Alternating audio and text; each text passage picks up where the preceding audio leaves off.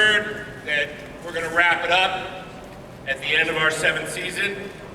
And we just want to let you know that today is really a celebration of the stories that we've told and an ending that all of you deserve, because Marvel's Agents of S.H.I.E.L.D. fans rock. We have a lot packed into this next hour, and the first thing, as you know, what I like to do is to say thanks. And just to keep it moving, I just want to thank everyone who ever touched the show, but mostly what I want to do is thank you, the fans, who are the ones that got us through 136 hours of the greatest television.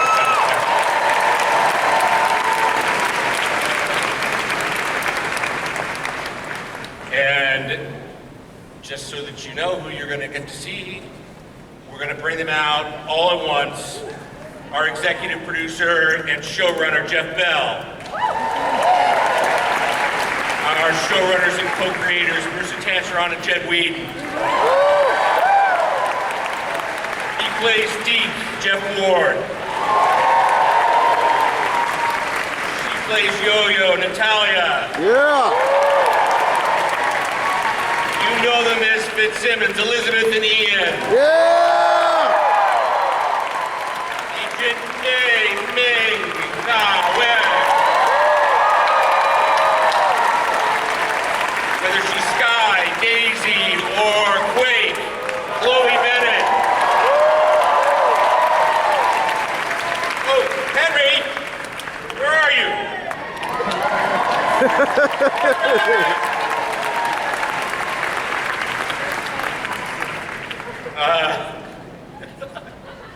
And I guess that would leave one seat left.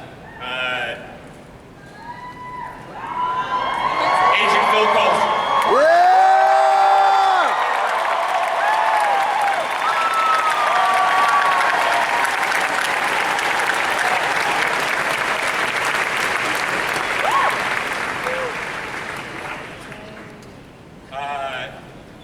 We're going to do something a little different. We've got Henry is something the other thing out there somewhere in the dark. We're going to have Henry roll some clips for you guys. We're going to be going through each season and asking our gang about their favorite memories, both from that time or anything that they would like to do. Because this is really about a celebration. There's also one more thing that we would like to celebrate. And now that everybody's out here, it is Jedd Whedon's birthday. Can you guys please? Let's sing happy birthday to Jedd Whedon. Happy birthday to you.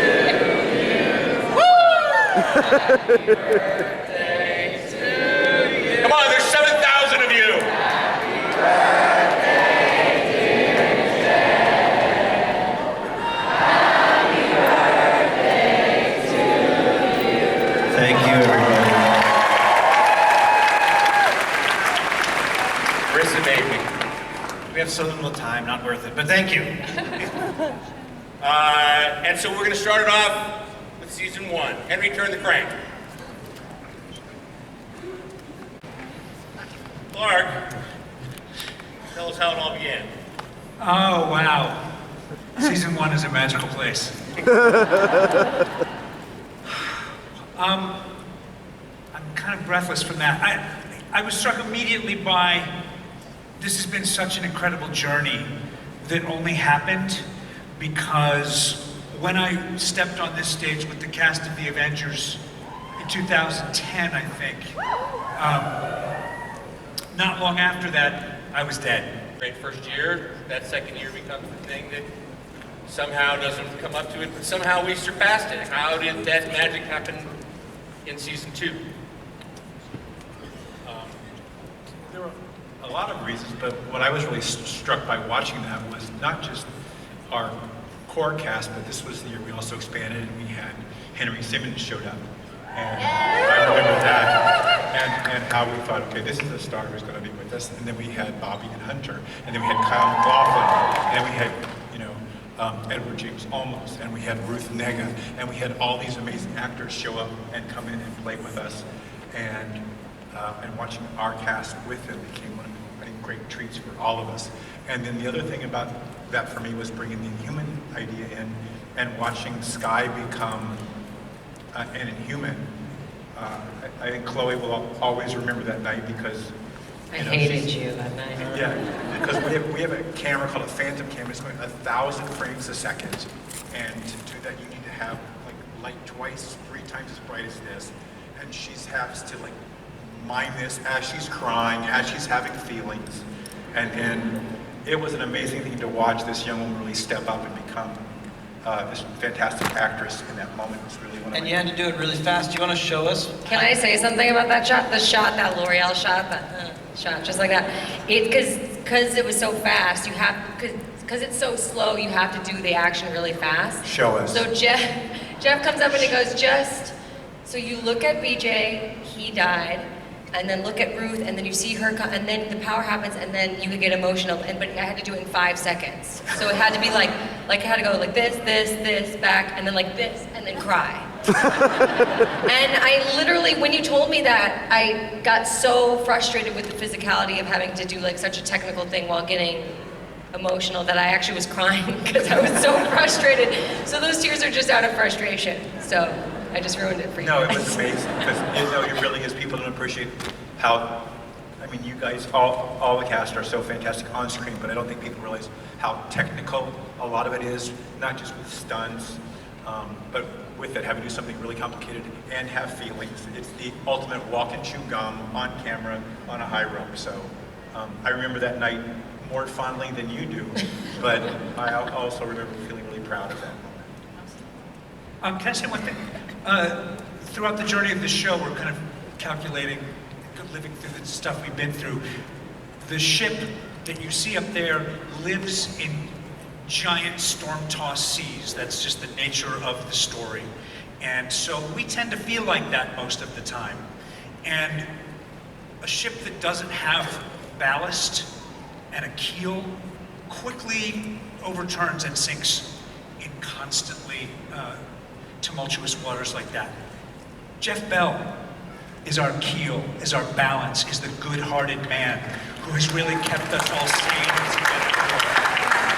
I think we would have made it this far without him, so give it up. Thank you, sir. Thank you.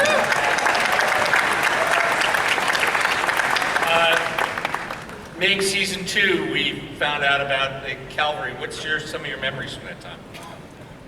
It was great to finally understand what the cavalry was, but it was really horrific that I had to kill. Without knowing? Yeah, they don't tell us very much. And then when they told us that it was because she kills a little girl, it was really a tough, tough thing to wrap my mind around. And yet it made so much sense why she closed herself up. But looking back at this, what I want to say is that the people behind the cameras also contribute so much. It blows my mind when I see it again. You Mark threw a Quake jet into the ocean. Yes, Mark Kolpak and our PhysFX team, our stunt team, the props, the makeup, the hair. It's just so remarkable that we made that in 8 days. No, not. Every episode in 8 days. And I don't think that we would have really forced ourselves in every department to do something so miraculous if it wasn't really for you guys. And I'm getting a little emotional just recalling all the years and all the stuff that we have actually done together, and it's just to entertain you guys, but it is such a family. It really is, and it's so miraculous when I look back. It's so crazy to have like all those years like happen in snippets of seconds, but it brings back a lot of memories. We've always referred to the show as it was about a group of characters that, whether they knew it or not, were looking for a family, and what made this group and the cast and the crew and the writers somehow found out how to be a family, both on screen and off screen.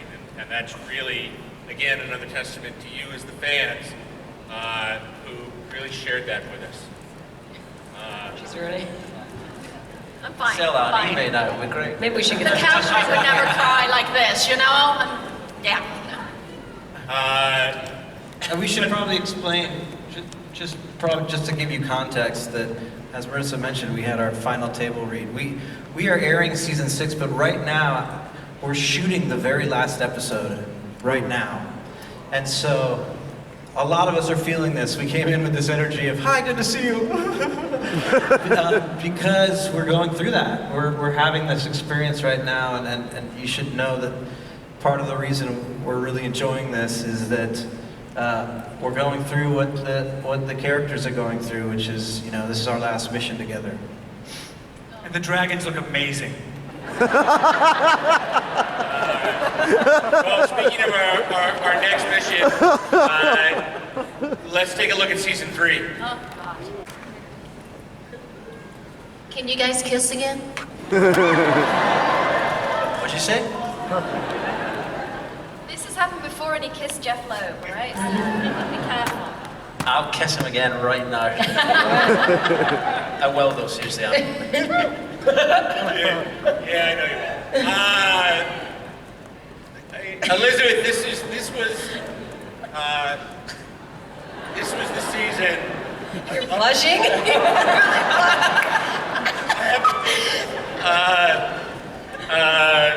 Elizabeth, this is the season that we stranded you on a planet and did what S.H.I.E.L.D. does not do often, but does something that is extraordinary, where we just change everything up, and this was primarily you alone for an entire episode. Would you like to talk about that experience or anything else you want to talk about?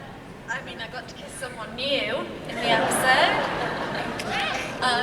No, it was good. I mean, it was amazing. It was lonely. I did miss all my best friends. But it was cool. I mean, that was a crazy shoot, and we were out in the desert. And, Gary Brown, we were there together. It was fun. I never thought it would happen, and then when it did, I remember you sitting me down and saying, hey, we have this idea, and we don't know if we'll get to do it, but we're going to tell you about it anyway. And then we were out there shooting, and I had a lot of lines to learn. And it was great, but just seeing that played back, it was so crazy. I remember so many moments of that season so clearly now watching it. Yeah. I remember you, Chloe, in the Zephyr, on that moment that we saw Lincoln blow up, and it was just, oh my God, just watching that there, it was like, you just did that all day. Yeah, I remember that. Again, I feel like we just torture you, maybe. I don't know. But that was just so brilliant. I remember being so just bowled over by that. And yeah, it's just crazy thing. Yeah, I had a good watch. It really feels like we're watching This is your life? Yeah. Well, it's really weird because it doesn't feel like it, and then it does. It feels like we shot that 900 years ago, but then also yesterday. Yeah, as soon as you see it, you're like, oh, you remember exactly what you were doing. The other gut punch one for me was the Spy's Goodbye, and that shot of Henry holding the, oh my the shot God. glass. I wanted to get Henry. You had joined the cast and had come in with Bobby and Hunter, and then Bobby and Hunter had to move on. What was that like emotionally for you, and just in general, joining this insane group of folks? It was, I didn't know a damn thing about the show, quite honestly. But I'm telling the truth. But it was, I knew right away it was an experience that was very unique, something I had never done before. But in particular to that scene, The Spy's Goodbye, it was very emotional for me because those two I was and am very close to. So it wasn't just me acting, it truly was me saying goodbye to two friends that I'm not going to see on a consistent basis. So there was an extra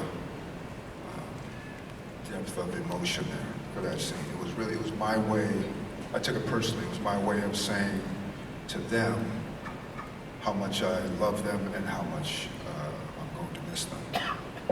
Thank you, Adrian.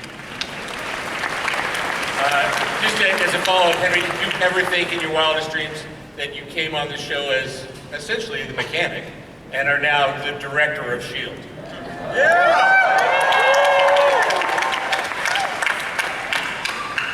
Hell no! I mean, come on. I mean, when I first came on, I was recurring.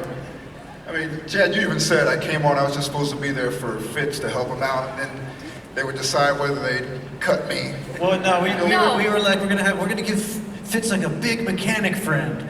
And then we cast Henry. I remember the first time we framed up on you, you're working in a car. I was like, he needs to stay. Yeah, the camera pans. Let's keep him. The camera pans over and everybody in Village just kind of went, did you just hear money? I didn't know you could hear money. No, but it's true. I mean, we all talked about there's this shot of him working, and he's wearing his flannel shirt, and he's leaning forward, and he looks up, and we all went, ka-ching! And then do you remember when we came and talked to you at the end of that season? Oh, I won't forget that. These guys, what they do is before they kill you, they call you in and say, we need to talk to you. As So a I courtesy. remember Jeph Bell and Jedd were walking down the lot. They're like, Henry! I ran. Hell no, you can't tell me. You can't kill me. But they gave me the news and I was over the moon. That was a Yeah, great, that was a that was good a great set. Dream come true, honestly. But becoming a director, look, I don't want to take all the time here, man. But becoming a Here to director, talk about. I mean, it was never would I think that. I mean, honestly, just a mechanic, working on some cars, and then things gradually grew. They got me out there. I got my shotgun axe. I said I got my shotgun axe. And then Coulson died. Someone need to step up. And they gave it to me. Thank you. Thank you. There you go. What's so lovely about this panel is there's still more. We got to season 4. Let's take a look at what that looks like. On the set the night you and Henry had to shoot the scene where you had to take him back from the framework and how you both believed in hope.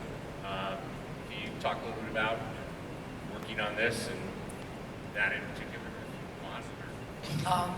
That scene was one of my favorite scenes to shoot in this show because when you read the episode, as some of the guys up here were talking about, you don't really fully understand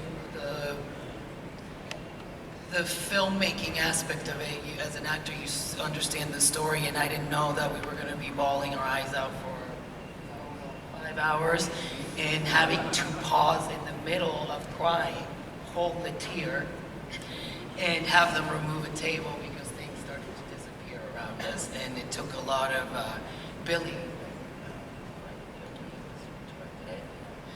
And it was the final scene of season 4, and we were there. I didn't know if I was going to come back. I wasn't a series regular, and the wrap party was waiting for us, and it was just really special to close that season and be the final scene and be around the crew. I think it was probably one of the first really emotional scenes that I had. Share it with Henry, have the whole loss of his child. That was such an important part of Mack's story. So that scene is, I always remember it as one of my favorite for sure. And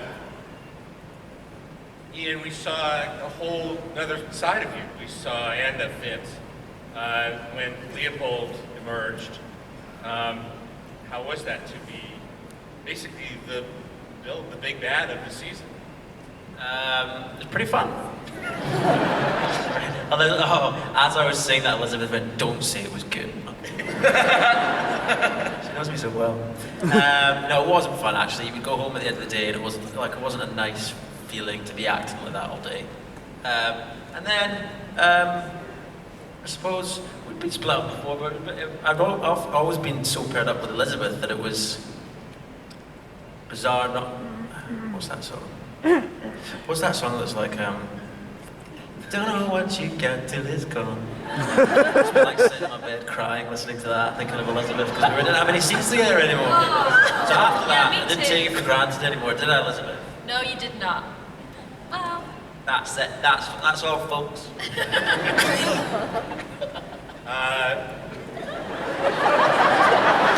you were amazing as Leopold, though. I mean, I was a bit scared because we didn't see each other for ages. Didn't see each other for a long time. And then I remember just seeing the back of you in that suit, and I was like, oh my god, yes! It scared me a bit. Because you was really good. I have thought a little bit differently about you since. Just because you've obviously, you know, got a little bit of evil in there. I think if we all stay silent, Elizabeth, we'll just keep on going. Yeah, probably. Yeah, you're welcome. I still had that as a compliment. I meant that to be a compliment. That you were a good actor. No, thank you. What was he good at? What was he good at? Acting. It's not sexual. It's not. How'd you get that? I know. And we should probably take a look at season 5. I think the audience doesn't want a clip right now. They want this just to keep rolling. See where it goes. That's why we're rolling a clip. But just really quickly, don't you think that we are partly responsible for Gabe Luna now playing the Terminator because of Ghost Rider? I'm just saying. And not only that, you are very responsible for Gabe Luna playing Ghost Rider on your show, which will be starting up. So he'll be returning as the Ghost Rider. Nice.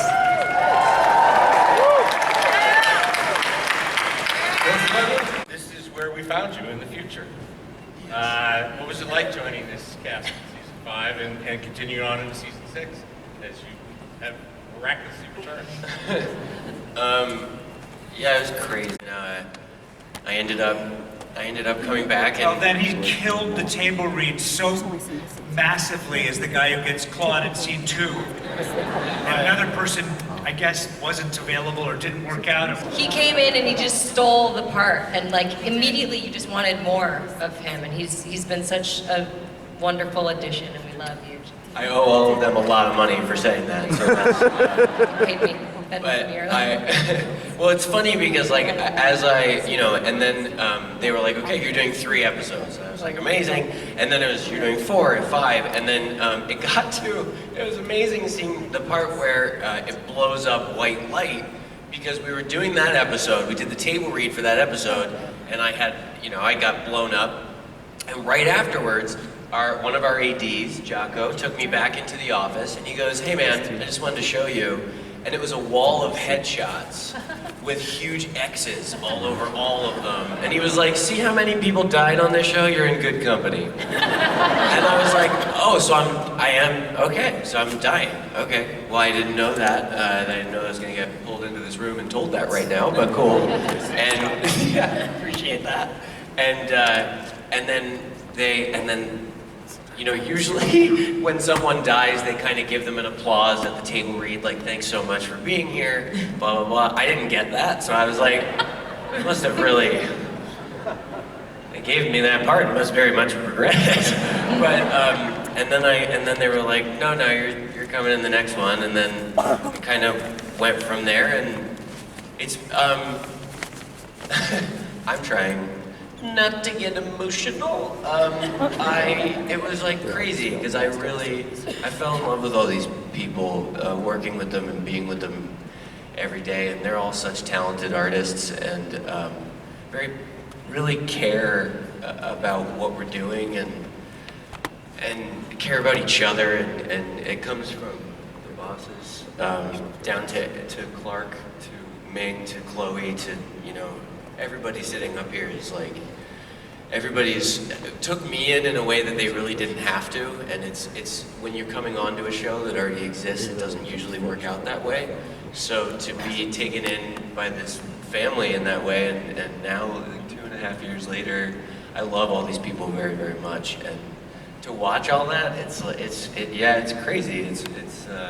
I'm just happy that I used to have the biggest laugh on set, and when Jeph came along, he took that crown. It was awesome. Everyone constantly tells me to stop. You can tell, you know when they're on stage. You can hear, you know when Ming's around. You hear it in the distance. Ming's here. Now Jeph fits in the same category.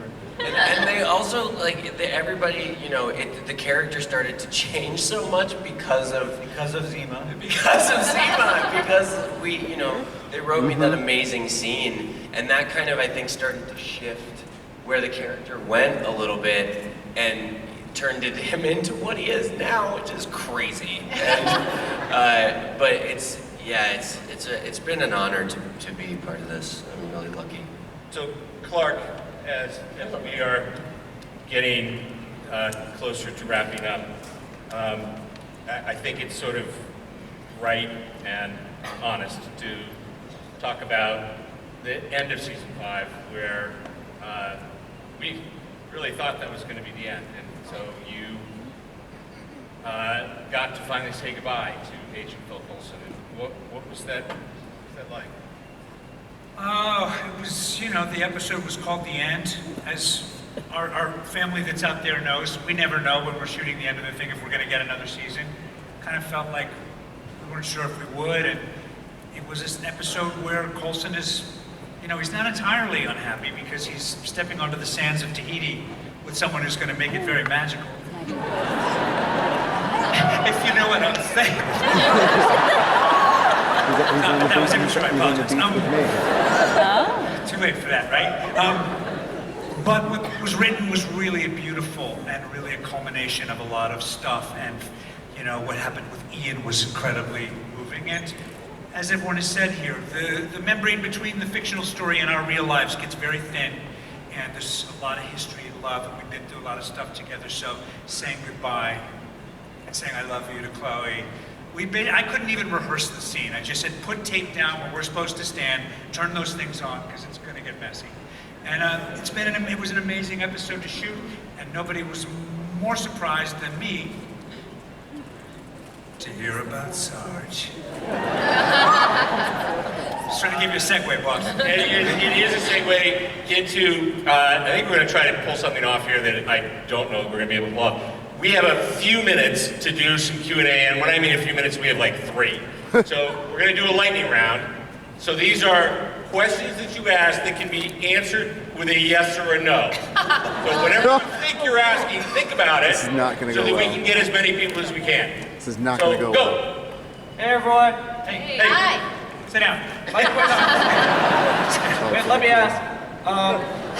My question is, during the 5-year gap and the events of Avengers Endgame, where were you guys? These stories take place before that happened. Thank you. Next. Good question, though. Next. Would that be that Simmons, Bennet, and Quake, three, and Fitz. Will there possibly be a spin-off for Quake and Simmons since they were out in space for 6 months? Yes, please. Good question. Great question. Yes. I will say there's been some very, very little, but some talk about a comic book following that storyline. So what? There's talk about the adventures in space. Some of our writers, See that? Okay, this is where a lightning round turns into storms. Next. Thank you. Thank you. Yes, no. Yes. Wait. That's so good. Is Daisy ever going to read that letter that Coulson wrote her?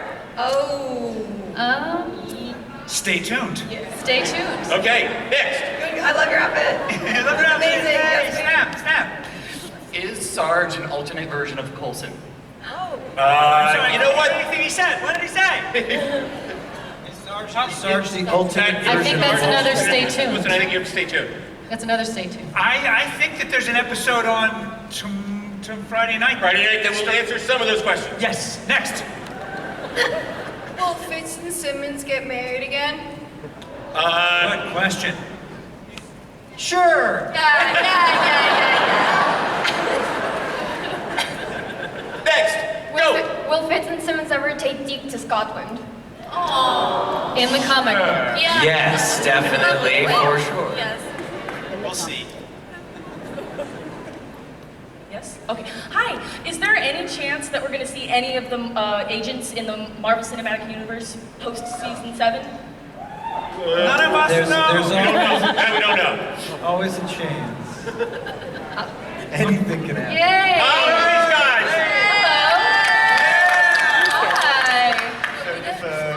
Hey, just wanted to ask, is it true that season 7 will be the most awesome season of Agents of S.H.I.E.L.D. yet? Yeah. 100%. Yes. And I am being told by this blinking clocky thing that we're out of time, but we cannot say goodbye without also giving you a little bit of something that no one else has seen, which is next trailer is a hint of what is to come at the end of season 6.